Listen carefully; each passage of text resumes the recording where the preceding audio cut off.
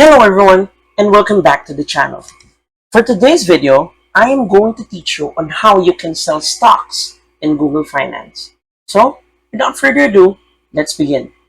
First, go to google.com/finance and log into your account. Once logged in, you're going to see this on your main screen. And then, you're going to scroll down and look for your list. As you can see, this is an existing portfolio that I have. So click on it. Once inside, you're going to see all the investments that you're monitoring as of the moment. So I have Bitcoin, Dow Jones, Nvidia, and Tesla. Now, to remove one of the stocks and stop monitoring them, simply hover your mouse on the right part of the investment and you will see this right here. Click on it and then delete and click it again.